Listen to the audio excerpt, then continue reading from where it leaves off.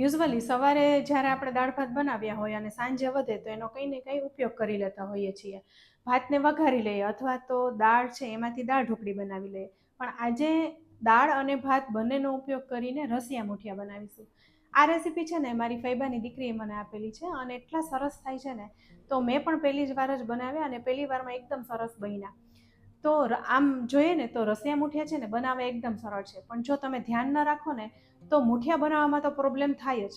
પણ આજે હું એવી રીત દેખાડવાની છું જેથી તમને પ્રોબ્લેમ પણ નહીં થાય અને રસિયા મુઠિયા એકદમ સ્વાદિષ્ટ બનશે. રસિયા મુઠિયામાં મુઠિયા બનાવવાની જ ખૂબી છે. મુઠિયામાં તમે અલગ અલગ શાકભાજી ઉમેરીને વધારે હેલ્ધી બનાવી શકો છો. દૂધી છે, મૂળા, કોબી, આજે મેં મેથીનો ઉપયોગ કર્યો છે. હવે જ્યારે મુઠિયા બનાવીને તમે રસામાં ઉમેરો ને તો મુઠિયા રેલાઈ જાય, રસો જાડો થઈ જાય અથવા તો મુઠિયા છે એકદમ કડક થઈ જતા હોય ને, તો આવા રસિયા મુઠિયા ખાવાની મજા નથી આવતી. તો આજે આપણે આ રસિયા મુઠિયાની રેસીપીમાં મુઠિયા જ નથી બનાવવાના પણ ઢોકળા બનાવીશું. કાઠિયાવાડ બાજુ જો તમે ફરવા જતા હોય ને તો ત્યાં લોકો રસિયા મુઠિયાને રસિયા ઢોકળા પણ કહેતા હોય છે. તો આજે આપણે ઢોકળા બનાવીને રસિયા મુઠિયા બનાવીશું. આ એકદમ સરળ રીત છે, એટલે જે લોકો પહેલી વાર જ રસિયા મુઠિયા બનાવતા હશે ને એને પણ આવડી જશે. તો ચાલો જોઈએ કેવી રીતના બને છે. તો મારી પાસે આજે સવારે બનાવેલા પોણી વાટકી દાળ અને પોણી વાટકી જેવા ભાત વધ્યા છે. ભાત છે એ જો છૂટા હોય તો પણ ચાલે અને ગળેલા હોય તો પણ આ વાનગીમાં એનો ઉપયોગ કરી શકાય છે. તો આ દાળ ભાત બંનેનો ઉપયોગ કરીને રસિયા મુઠિયા બનાવીશું. તો સૌથી પહેલાં મુઠિયા બનાવવા માટે ભાતને એક બાઉલમાં લઈ લઈશું. આ ભાતને મેશ કરી લઈશું. જો ભાત એકદમ ગળેલા હોય તો મેશ કરવાની જરૂર નથી, પણ મેં છૂટા બનાવ્યા હતા એટલે થોડા એને મેશ કરી લઈશું. હવે થોડા ઘણા મેશ થઈ જાય એટલે અહીં પોણી વાટકી ભાત છે તો એની સામે અડધી વાટકી જેવો ચણાનો લોટ ઉમેરવાનો છે. બેસન હોય તો એ પણ લઈ શકાય. સાથે અહીં રસિયા મુઠિયાને વધારે હેલ્ધી બનાવવા માટે મેથી ઉમેરીશું. જો તમારી પાસે મેથી ના હોય તો કોબી, દૂધી, મૂળા વગેરેનો ઉપયોગ કરી શકાય. તો અડધો કપ જેવી મેથીને ઉમેરી દીધી છે. સાથે 2 ચમચી જેવા આદુ મરચાંને ઝીણા સમારી ઉમેરી દઈશું. સાથે 5 ચમચી જેવી હળદર અને 5 ચમચી લાલ મરચું પાવડર ઉમેરીશું.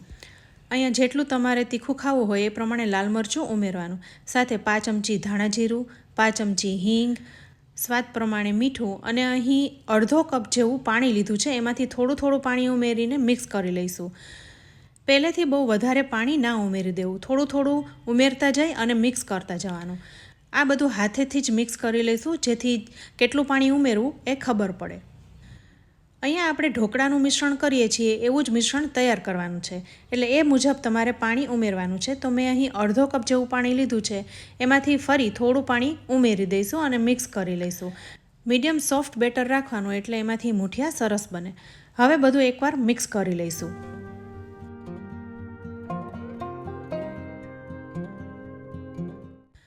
હવે બધું મિક્સ કરી લીધું છે તો હું ખાંડ ઉમેરતા ભૂલી ગઈ હતી, તો 5 ચમચી જેવી ખાંડ પણ ઉમેરી દઈશું. આ બિલકુલ ઓપ્શનલ છે. સાથે 1 ચમચી જેવું તેલ ઉમેરીશું અને ફરી મિક્સ કરી લઈશું.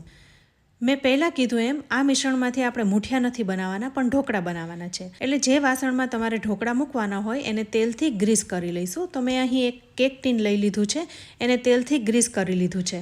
હવે આ ઢોકળા ખાતા પોચા લાગે એટલા માટે થોડો એવો બેકિંગ સોડા ઉમેરીશું. તો 2 ચપટી જેવા બેકિંગ સોડા ઉમેરી દઈશું. એક્ટિવેટ થાય એટલે થોડું પાણી ઉમેરીને ફરી મિક્સ કરી લેવાનું છે. અહીં બેકિંગ સોડા ઉમેરતી વખતે જ ધ્યાન રાખવાનું છે, કારણ કે તેલ પણ ઉમેરેલું છે, એટલે બેકિંગ સોડા જો તમે વધારે ઉમેરી દેશો ને તો રસામાં ઉકળતા છૂટા પડી જશે, એટલે એવું ન થાય એટલે વધારે પ્રમાણમાં નહીં ઉમેરવાનું. અહીં 2 ચપટી જેવા જ બેકિંગ સોડા ઉમેર્યા અને મિક્સ કર્યા છે. હવે જે ટીનમાં ઢોકળા પાથરવાના છે એમાં ઢોકળાનું બેટરને ઉમેરી દઈશું. અહીં તમે મિશ્રણની કન્સિસ્ટન્સી જોઈ શકો છો, એકદમ ઢીલું પણ નથી અને એકદમ હાર્ડ પણ નથી. હવે ચમચાથી આમ સ્પ્રેડ કરી લઈશું અને ટીનને થોડું થપથપાવી લઈશું એટલે બધે સરખી રીતના સ્પ્રેડ થઈ જાય. સાથે મેં ઢોકળિયામાં પાણી ગરમ કરવા રાખી દીધું છે અને કાંઠો પણ મૂકી દીધો છે. તો આ કાંઠા ઉપર કેક ટીનને ગોઠવી દઈશું અને ઢાંકી 10 મિનિટ માટે ચડવા દઈશું. ત્યાં સુધીમાં આપણે બીજી તૈયારી કરી લઈએ.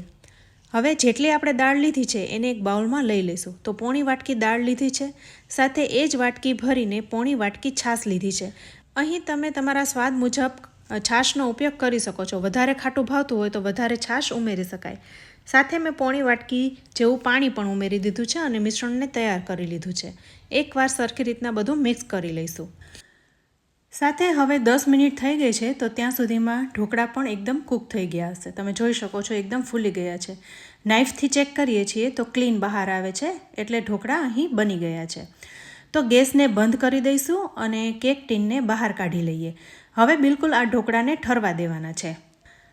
તમે અહીં જોઈ શકો છો ઢોકળા એકદમ સરસ ફૂલી ગયા છે અને જરાય લાલ પણ નથી થયા.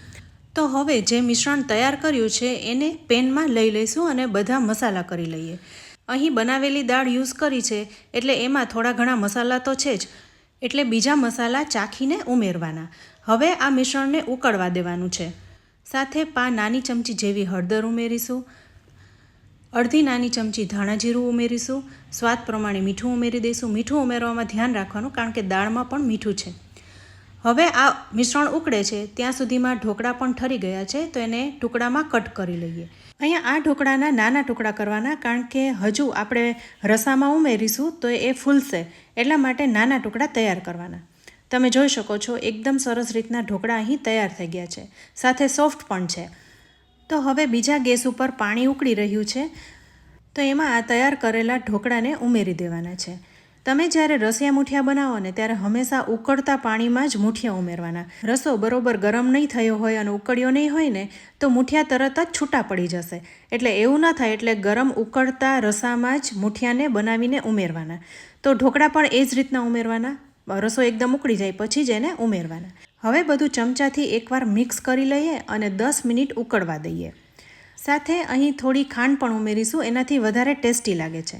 હવે 10 મિનિટ આમ જ ઢોકળાને બફાવા દેવાના છે. એકદમ સરસ ફૂલી જાય પછી એમાં વઘાર કરીશું. હવે 10 મિનિટ જેવું થઈ ગયું છે તો આ પેનને બાજુના ગેસ ઉપર ટ્રાન્સફર કરી લઈએ. સાથે વઘાર પણ કરવાનો છે, તો એ વઘારિયાને ગેસ ઉપર ગરમ કરવા રાખીશું અને 4થી 5 ચમચી જેવું તેલ ઉમેરી દઈશું. તેલ ગરમ થઈ ગયું છે તો એક નાની ચમચી રાઈની ઉમેરીશું, અડધી ચમચી જીરું, સાથે 5 ચમચી જેવી હિંગને પણ ઉમેરી દઈશું. અહીંયા લસણનો ઉપયોગ કરવાનો છે, જો તમે લસણ નથી ખાતા તો સ્કીપ કરવાનું. તો 7થી 8 કળી લસણને ઝીણી સમારી ઉમેરી દીધી છે. હવે આમાં 2 લવિંગ પણ ઉમેરીશું. લવિંગથી રસિયા મૂઠિયાનો સ્વાદ એકદમ સરસ લાગે છે. સાથે થોડા લીમડાના પાન અને 2 સૂકા મરચાં પણ ઉમેરી દઈશું. સાથે અડધો ઇંચ આદુને પણ ઝીણું સમારીને તૈયાર રાખ્યું છે, એને પણ સાથે ઉમેરી દઈશું. અહીંયા તેલમાં બધી વસ્તુ ઉમેરીને વઘારને તૈયાર કરી લીધો છે, તો ગેસની ફ્લેમ બંધ કરી દઈશું. બીજા ગેસ ઉપર મૂઠિયા પણ ઉકળી ગયા છે, તો આ વઘારમાં એક નાની ચમચી ભરીને લાલ મરચું ઉમેરીશું અને તરત જ વઘારને મૂઠિયા ઉપર રેડી દઈશું. તેલમાં લાલ મરચું ઉમેરીને તો કલર એકદમ સરસ આવે છે, પણ જ્યારે તેલમાં ઉમેરો ને ત્યારે બળવું ન જોઈએ. તરત જ વઘારને રસિયા મૂઠિયામાં ઉમેરી દેવાનું છે. તો રસિયા મૂઠિયામાં વઘાર થઈ ગયો છે. બસ હવે 2 મિનિટ જ રસિયા મૂઠિયા ઉકળશે એટલે રસિયા મૂઠિયા તૈયાર. સાથે ઝીણા સમારેલા મરચાં અને કોથમીરથી ગાર્નિશ પણ કરી લઈએ. તો ફ્રેન્ડ્સ, અહીં આ રસિયા મૂઠિયા તૈયાર થઈ ગયા છે. તો ફ્રેન્ડ્સ, તમે જ્યારે રસિયા મૂઠિયા બનાવો અને મૂઠિયા બનાવવામાં પ્રોબ્લેમ આવતો હોય ને તો આ રીતે એકવાર જરૂરથી બનાવજો. તો ફ્રેન્ડ્સ, અહીં તમે જોઈ શકો છો રસામાં ઉમેરેલા ઢોકળા છે, મૂઠિયા છે, એ એકદમ સોફ્ટ થઈ ગયા છે. ખાશો ને ત્યારે ચાવવાની પણ જરૂર નહીં પડે. સાથે તમે જોઈ શકો છો રસો પણ પ્રોપર કન્સિસ્ટન્સીનો છે, એટલે હજુ ઠરશે પછી વધારે ઘટ થશે. પણ આ રસિયા મૂઠિયા ગરમ ગરમ જ ખાવાની મજા આવે છે. હવે અહીં ગેસને બંધ કરી દીધો છે. જેમ જેમ રસિયા મૂઠિયા ઠરશે તેમ તેલ ઉપર આવતું જશે. સાથે રસો પણ થોડો ઘટ થશે, પણ આ રસિયા મૂઠિયા ગરમ ગરમ જ ખાવાની મજા આવે છે. તો ફ્રેન્ડ્સ, તમને વધેલા દાળ અને ભાતમાંથી બનાવેલા રસિયા મૂઠિયાની રેસીપી કેવી લાગી? એકદમ સરળ રીત છે, તમે પણ બનાવજો અને તમારો ફીડબેક અમને કમેન્ટ બોક્સમાં જરૂરથી આપજો. વિડીયો ગમે તો લાઇક અને શેર જરૂરથી કરજો. સાથે અમારી ચેનલ અને ઇન્સ્ટાગ્રામ, ફેસબુક પેજને લાઇક કરી ફોલો કરી લેજો. તો ફરી મળીશું આવી એક ઉપયોગી રેસીપી સાથે. ત્યાં સુધી આવજો.